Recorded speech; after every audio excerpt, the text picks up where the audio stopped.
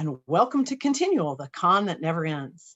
We're here tonight for an hour with the amazing Darynda Jones. Welcome, Darynda. Thank you. Thanks for having me. So glad to have you. I have been in love with your books since I read First Grave on the right after it won the Golden Heart. I heard about it and couldn't wait for it to be published. And you and I are both Golden Heart finalists. I finaled in 2006 and you finaled in 2009. Of course, for those of you who do not know, the Golden Heart was an RWA award that now no longer exists. Alas. So our little gold hearts on our name tags are now historical relics, right? Yeah, right. Right. Worth a So, lot. tell me how you got your start. What made you start writing at all? What made you start writing books like this? How'd you get your start? Okay, well, so I started writing when I was about 5. I'm one of those. I've just always made up stories from the time I was little. I wrote everything I could growing up. I wrote plays and short stories and song lyrics and poems, whatever, anything, news articles, anything. In high school, I started my first manuscript. My best friend and I, Danielle, would go to Tasty Freeze every day after school and write for hours. We would take up a whole corner booth. And of course, we wrote longhand, and this was back in the day before laptops. And they hated us because we were poor. And, we could only afford a Coke, and we'd take up a whole booth for an entire afternoon every single day. But yeah, it's like the best time of my life, Then we graduated high school. I met my husband. I had 2 kids. Then I ended up going to college later. I was a non-traditional student. My oldest son was born deaf. Ended up moving to Albuquerque to put him in school, and I went to school, and everybody was in school. I took my 2 sons, and then my husband and I, we did this for 7 years. We went back and forth every weekend for 7 years. Oh, wow. Finally graduated and got to move back and actually live with my husband again. So yay! We're going on 37 years now. So awesome! Congratulations! And yeah, but it was like the minute I graduated, that writing bug, because I had always been writing, and then when I went to college, I kind of had to stop. I had to stop reading fiction and writing because I didn't want to do anything else. I didn't want to do my homework or anything. Yeah. So the minute I graduated, that bug hit me again. And I thought, I just need to do this. I need to either take it seriously and finish a manuscript, So I did. I wrote my first manuscript. Took me about 4 months. It was a historical romance. It's still under my bed. It will probably always be there, but it was my first, my first. I think I've got 3 that are under the bed. You get finished with it and you go, this is great. And then you write another one and you look back at the first one and go, not so much. Yeah. And then you write the next one and you go, oh, wow, those other 2 should never see the light of day. Yeah, I kind of did that. Well, and and the second manuscript I wrote was a young adult. And that one I didn't really try to do much with. I don't know. I had with the first one, I sent it out. I tried to get an agent. I got tons of rejections, of course, and everything. And then I wrote the young adult.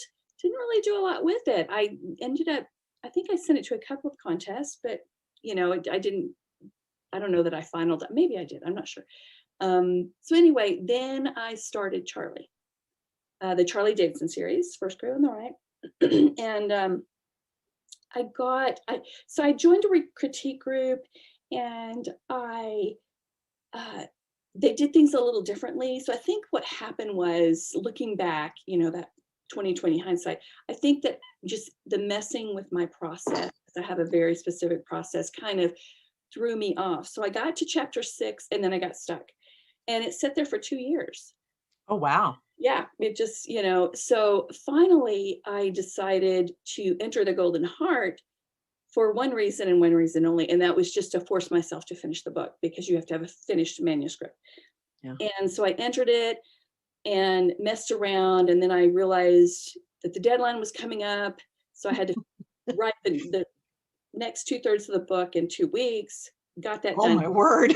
Fortunately, as you know, that's not actually judged in the Golden Heart. So yeah, Thank goodness, right? dodged a bullet with well, then I thought that I had missed the deadline.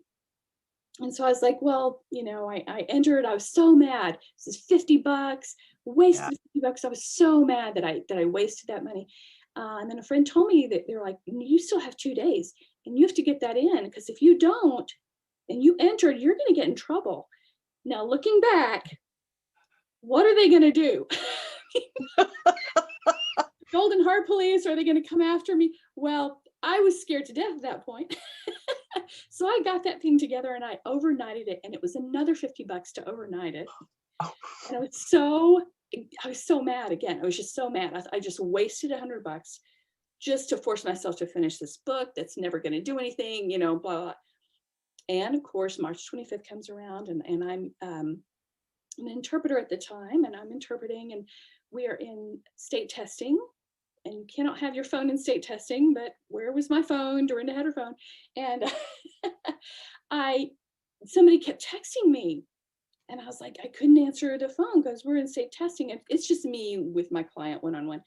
And so finally I picked up my phone, and it was a text from my husband. And he said, you got a phone call, you finaled in some contest. And I wrote him back and I said, I haven't entered any contests. I don't know what you're talking about. He said, I don't know, it's like golden something or other. That's how you found out? That's how I found out. Oh. They kept trying to call me. I couldn't answer my phone, and I was just so freaked out, almost felt, but I had to wait because my client was testing. So I had to sit there all calm and oh my goodness. The minute she closed her book, I jumped up and I'm hugging on her and I started crying, and she started crying, my poor little girl. It was a tough day for her. But yeah, so ended up finaling in the Golden Heart. I sent out, that's when I decided, okay, now it's really time to get serious. I have to take advantage of this. So I sent out submissions or query letters. I couldn't think of the word. Query letters to probably 6 or 7 of my top agents, that my dream agent type people. And didn't hear anything. Absolutely those crickets chirping like that is just awful, isn't it? I think one wrote me back with a rejection, and I was like, well, thanks for that. At least they, At least they responded. And I was like, I don't get this. This is the Golden Heart. I'm supposed to get a response here. Well, one thing that I did was I changed the first line of my query letter, because I thought that, okay, I have to be professional. This cannot be my first line. So I changed it and I made it all professional sounding. And then I thought, if they're not going to answer me anyway, I put my first line back in, And so I basically researched for 3 days, ended up coming up with a list of 20 agents, sent out, 20 queries with my first line. And within 1 week, I had 8 offers. Oh my word. That's so the rule of thumb here, people, is trust your instincts. Trust your instincts. Yes, go with your gut instinct. And so I ended up, it was actually a crazy stressful week. And it was amazing, but really stressful. And I actually don't recommend getting any offers. But I ended up going with Alexandra Machinist, and I've been with her since, and I just absolutely adore her. We're such a perfect fit. So. Oh, that's great. Yeah. So then I actually met her that year. The RWA was in DC. Yes. Met her in DC, and ended up winning. And she wrote me and she said, I know we're going to wait because everybody goes on vacation and all this stuff. Right. I know we're going to wait, but people are asking me left and right. They really want this, so I'm going to go ahead and send it out. And I was like, okay, works for me. And about a week later, we had about, I think, at first we had about 5 houses interested, and then it dropped down to 3. And then 3, there were about 3 who were kind of, I wouldn't say bidding, because we didn't send it to the floor for auction, but they were like, making. We're interested. Right. Yes. Right. Yeah. And my agent was like, okay, we have an amazing offer from Jennifer Enderlin from St. Martin's.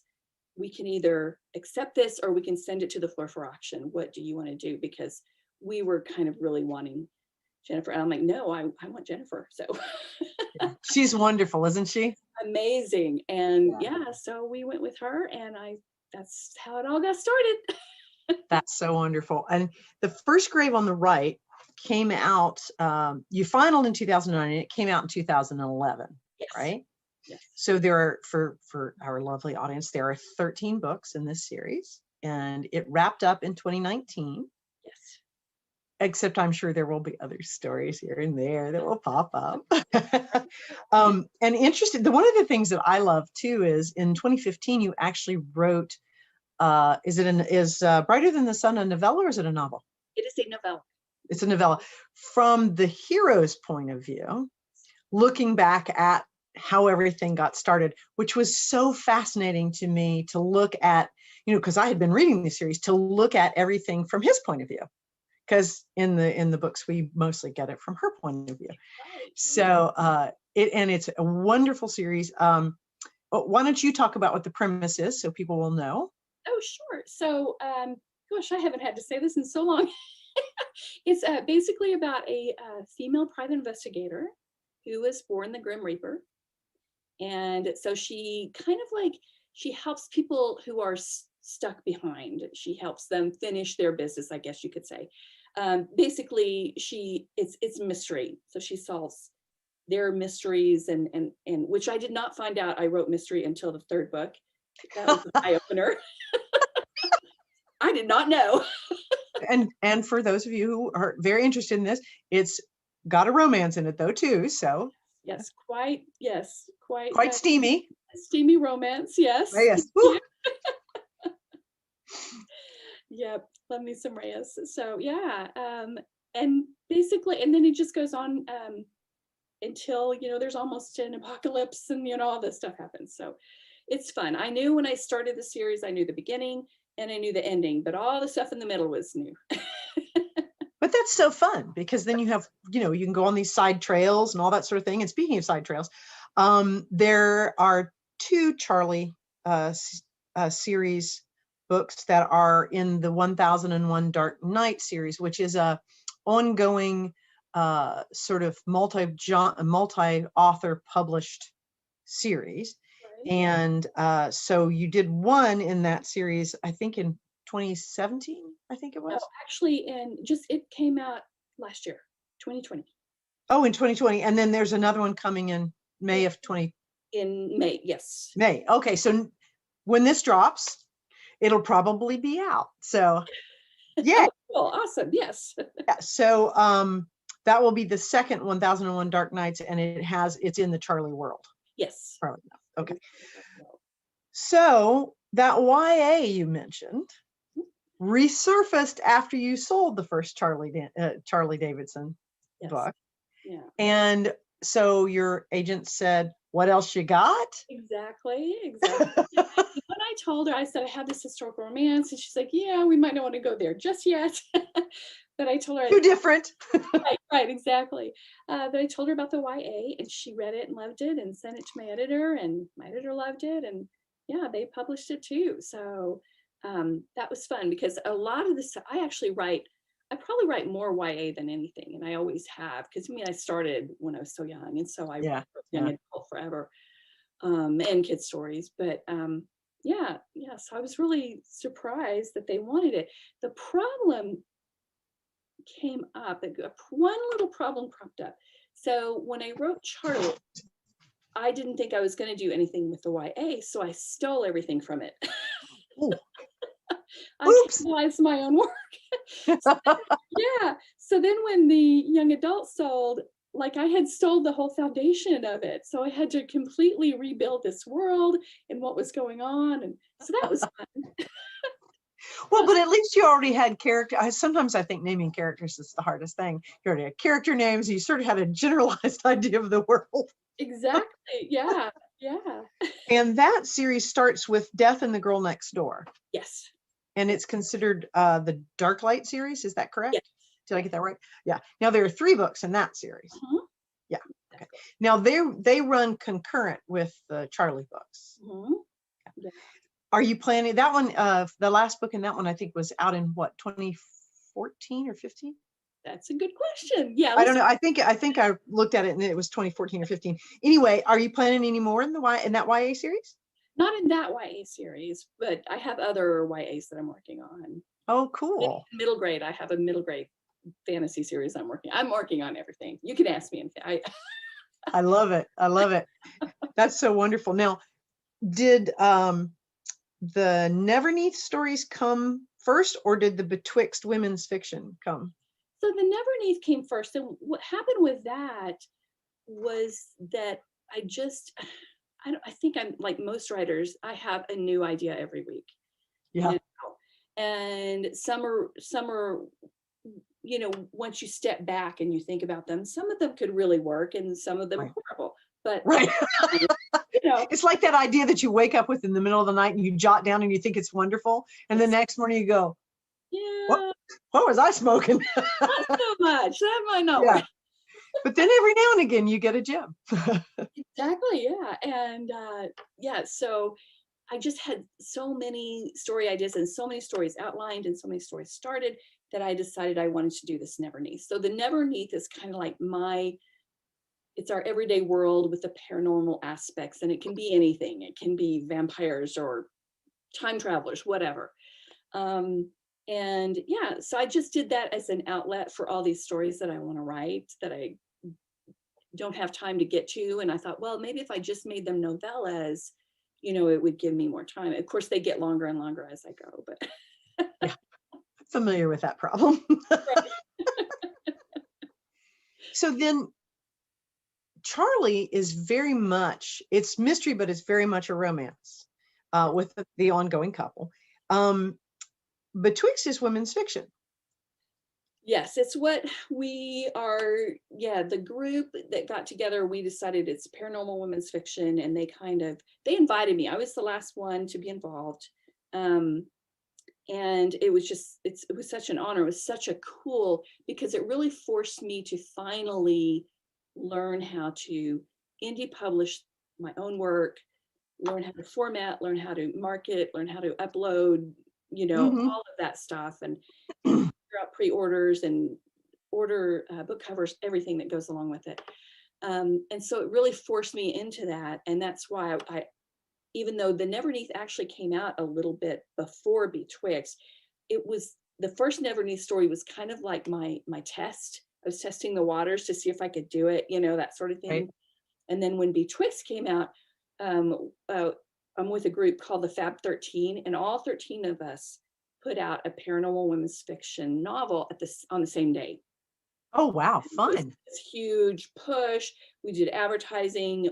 Our Facebook group, they started the Facebook group. These are the most amazing women writers and marketers that I've ever met. And that Facebook group grew to 10,000 in like not even a month. And we had That's outstanding. It was amazing. And so we all and the only like rules or whatever you call it was that it had to be an older heroine and it had to be paranormal. And so that's and we all have completely different stories, some are really funny, some are more serious. So that's great. Now they're women's fiction, so they do have a romance thread or not? I don't think all of them do, but I think most of them do, of the 13. And mine definitely does. There's definitely a romance thread there. But it is a little less so than some others. Right. Yeah. But I didn't even know if it was enough. I entered it, the first one, Betwixt, in the Vivian, and it finaled. So I'm like, congratulations. Maybe there was enough romance thread for yes. I'm so pleased for you. Congratulations. I read the list and then I completely, in one ear gains speed and out the other. So that's so wonderful. Now, one of the things, talking about the Facebook group, one of the things that's been so fun about your Charlie Davidson series is the audience that has built around it. And your group calls itself the Grimlets. Grimlets, yeah. Which tickles me to death. Where did the name come from? Oh gosh, so I had because of course she's the Grim Reaper, so I get it, and but exactly. I'm going to be honest, I'm not sure. They came up with it. One of my assistants, Dana, and then the administrators came up with the name. I'm not sure which one came up with it in specific, but I fell in love with it. They were like, "What about Grimlets?" So I'm like, "Yes." It totally works. It is, yeah. Well, it's a big group, though. It's very, very popular.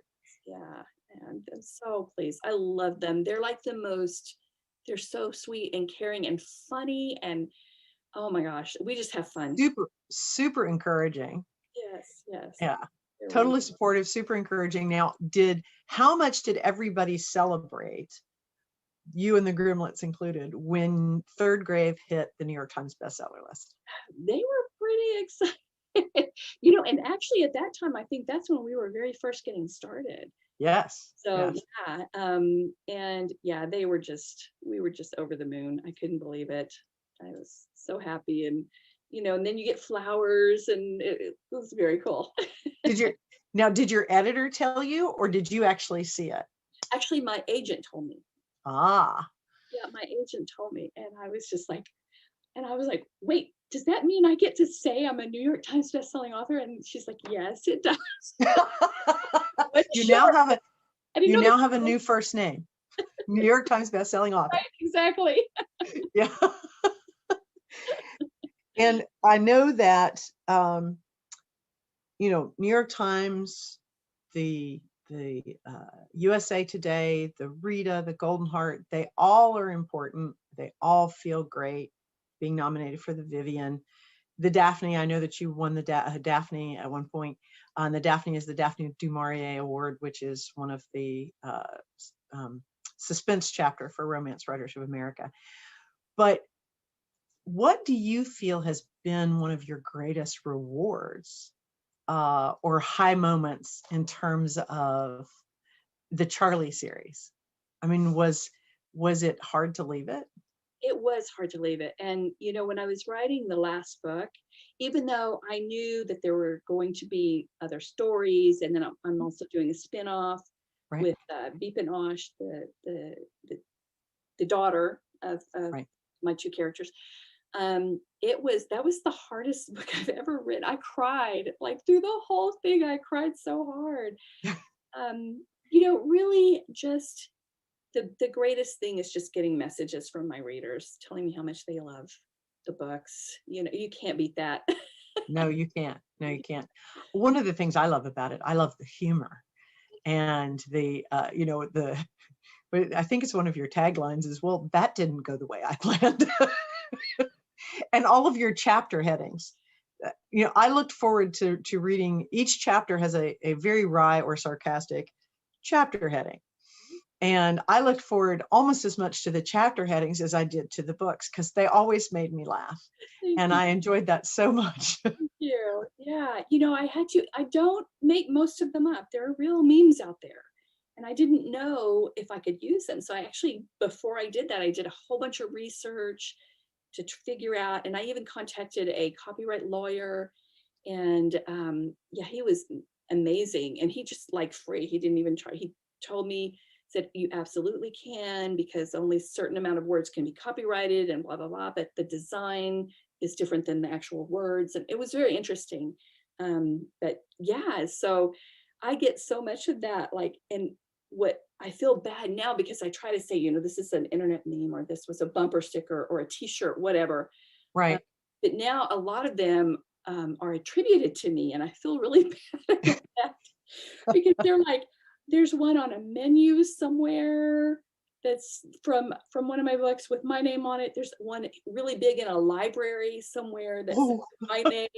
Like, no, I really didn't write that. I feel really bad. It's in my book, but I didn't originate. Yeah, exactly. That's okay.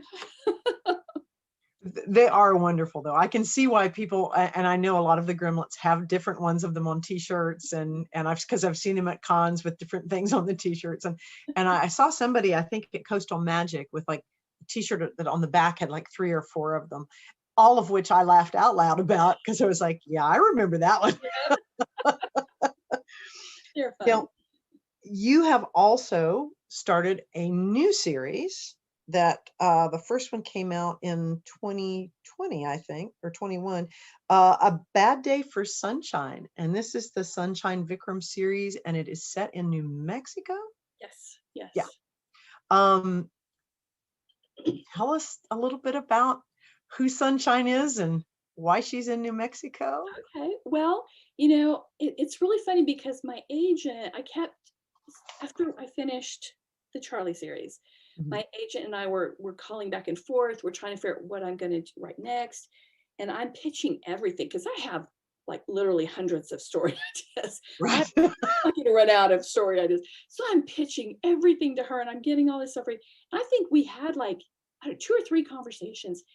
And the last conversation, we were calling my editors the next day. So Jennifer Enderlin, who was my editor for many books, she is now the president of St. Martin's Press. Yeah. So yeah, she got a bit. What is it? It's like 6 months ago. She got a big promotion. Yes, go Jennifer. Huge, yes. And she's awesome. She's amazing. She really is. And very well deserved. Yes, exactly. She has such a good personality for being, you know, in this very high position, and she's just the sweetest thing. So basically she kind of like still buys my books type thing, but then I have a different editor named, her name is also Alexandra, like my agent, Alexandra Seeholster, and oh my God, she's amazing. So we were going to call the next day. And I mean, I had pitched everything to her, absolutely everything. I didn't know. I was like, what else? And she's like, no, I'm not really. She said, I don't want to hurt your feelings. No, you're not going to hurt my feelings. I'm a good girl. We're writers with thick skins. We can, we can do have it. To have it. Absolutely. You absolutely have to. And so she, like, I had pitched everything. She said, well, what else do you have? And I had nothing in front of me, you know? Right. And something that I had thought of years ago just popped into my head. And I said, you know, I have this story about, it's kind of like the Gilmore Girls meets Fargo.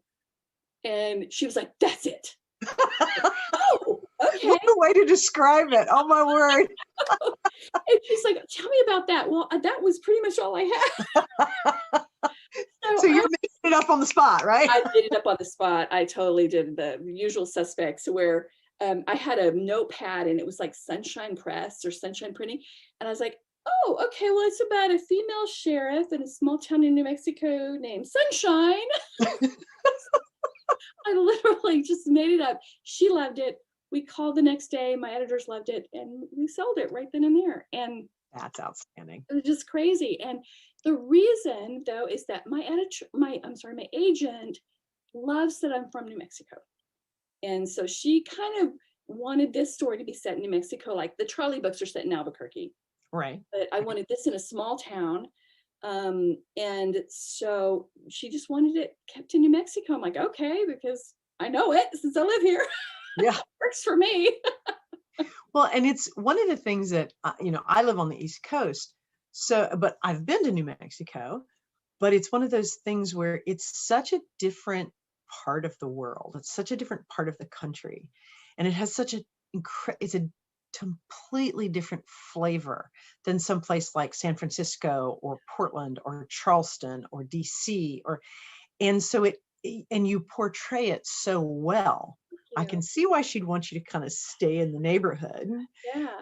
But she's a completely different character than Charlie or any of the other. I haven't read the YA, but than any of the other stuff that you've written. She's completely different.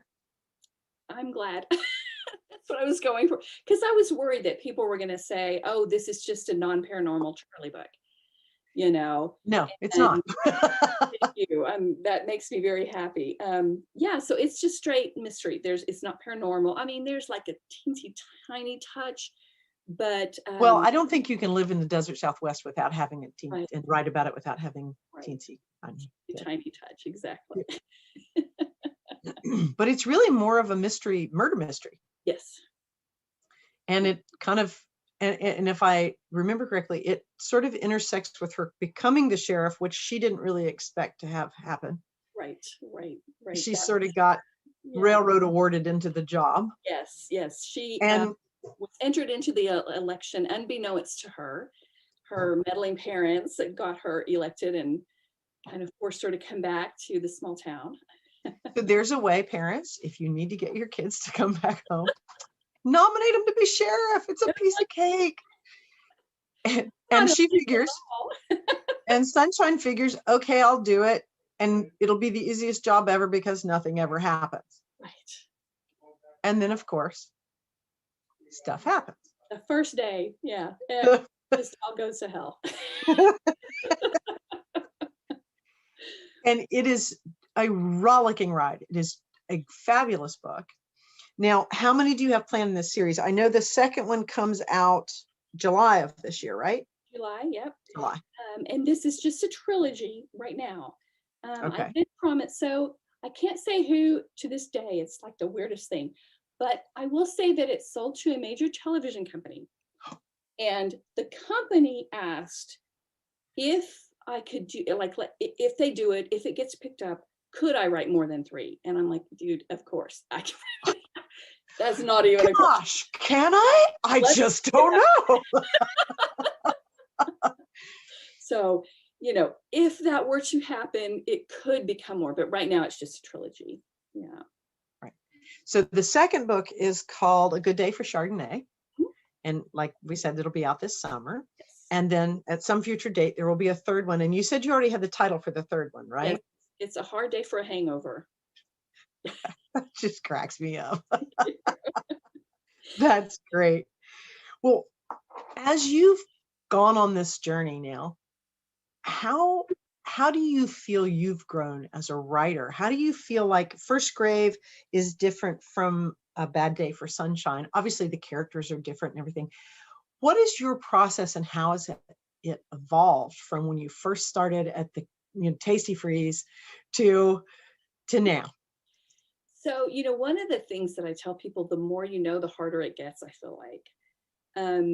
It's just one of those things. I feel like the first Charlie books were just so much easier to write because I was so clueless, Yeah, we don't know what we don't know. And then suddenly once we do, we're like, oh, crap.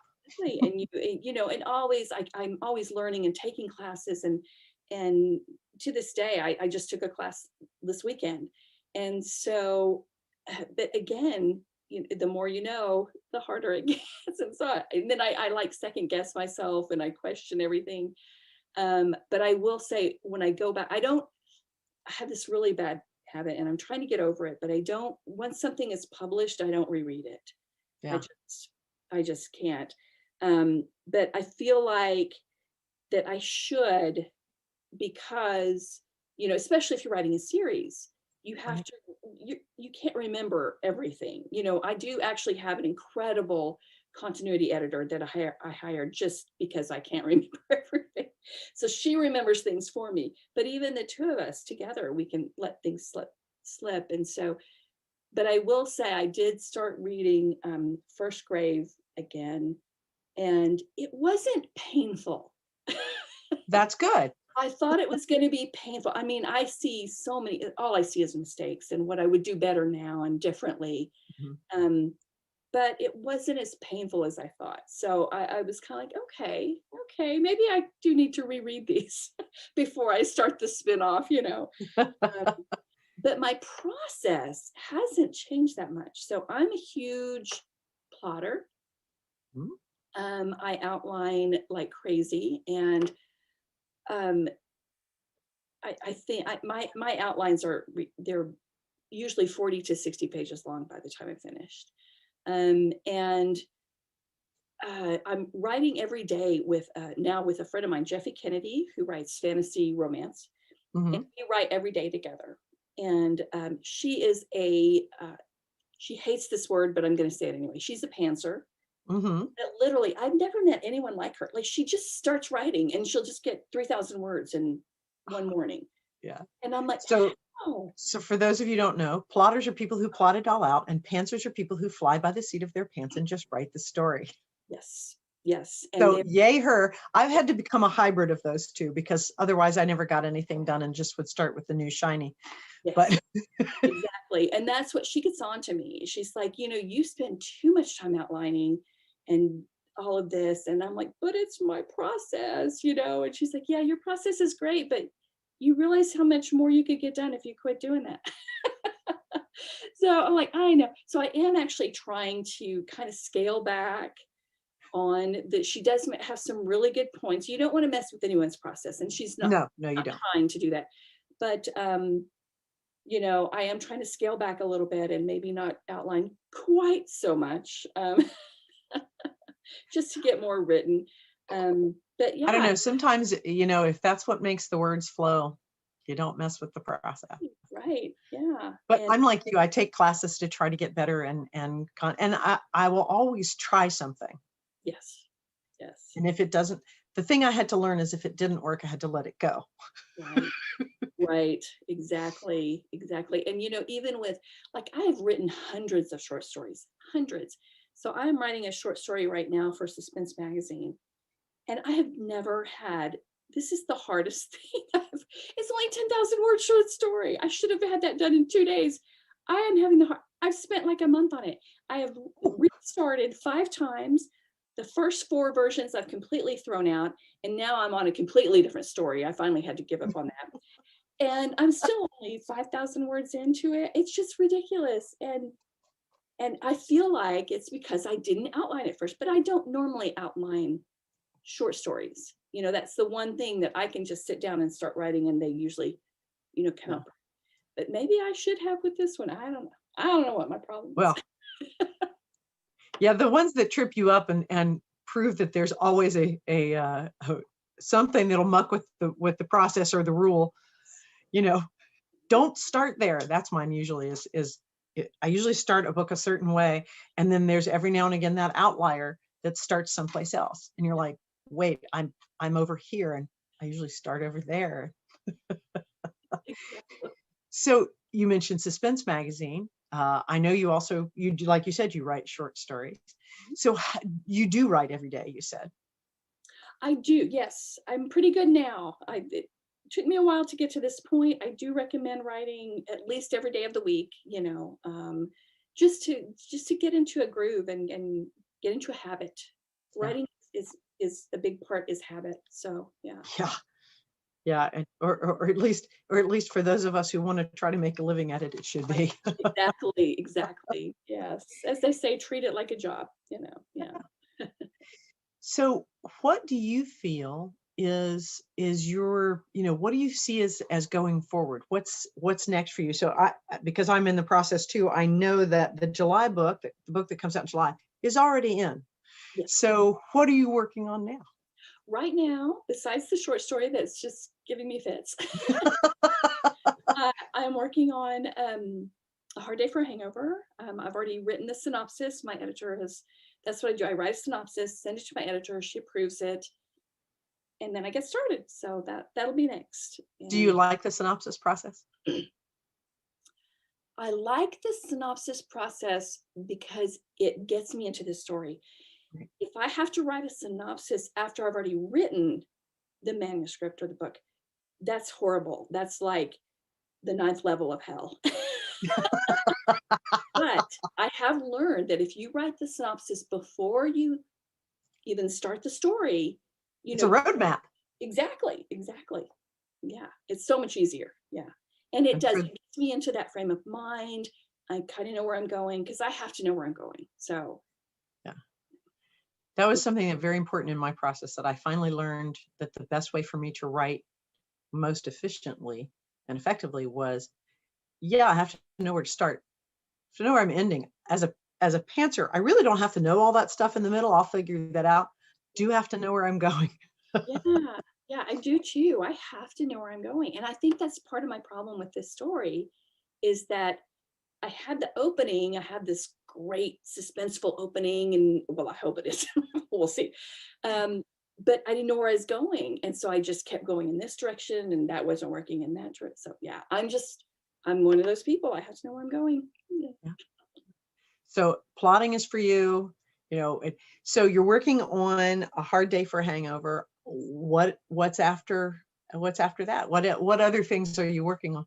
So I have the next on the list is called Midnight and Magic, I think, Ooh. or Moonlight and Magic. I think that's the first one. And that's so my indie series betwixt and between. The first three were from Defiance, my heroine Defiance. I'm going to have three trilogies because there are three charmlings, which is a special kind of witch in this world. And so the next three are Annette, the next charmling, and then the next three will be the third charmling. So the next one in that is next. And then I'm also pitching two different series to my editor, my agent and my editor. And I'm going with the spinoff of Charlie, which is Beepinasha Stories. Hopefully that'll just be a trilogy. That's kind of where I'm headed. And then the next straight kind of more humorous mystery. Obviously, I have to have humor in everything. Yes. And you do it so well, so I appreciate that you put it in there. Thank you so much. Yeah, so then I'm going to pitch a new one, and I already have two different ones. I have to decide between which ones I want to pitch. And then there's more Neverneath stories coming, and I'm never at a shortage of ideas again. So not a problem. I think that's always funny when you have someone. I've heard people ask this question of authors at conventions, or when you have a special time with a big name author or something like that, and they say, "How do you get your ideas?" And I'm always like, "How do you stop them from coming long enough to write anything down?" And it sounds very much like that's your case. Exactly. And my best ideas come to me when I'm like on deadline and I'm in full panic mode. That's when all these shiny things appear. Right. These shiny orbs, and I want to go write this and I want to go write that, and you can't. So yeah, I have lots and lots of notes for new stories. So how do you deal with that when you're in the throes of the deadline and the new shiny comes up? How do you deal with that? I actually had someone ask me this just the other day, so I'm going to ask you. Okay, well, I just write it down. I just make a note, or I have like probably 100 voice memos in my phone. And I just to get it out there, just so I know that it's still there and my mind can stop thinking about it and go back to what it should be focused on.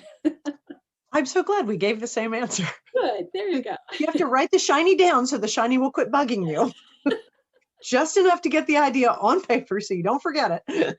Shiny away and go back to, And go back to the work. Go back to the work. That's the only way I ever get anything done is, put the shiny away. Yes, exactly. Well, the time has just absolutely flown. Thank you so much for being with us at ConTinual. Why don't you tell us where we can find you on the web, and your groups and things like that? Oh, absolutely. So it's just Darynda.com. Really simple. I have an amazing new website. Oh, I'm so in love with it. That's kind of geared toward the Sunshine series.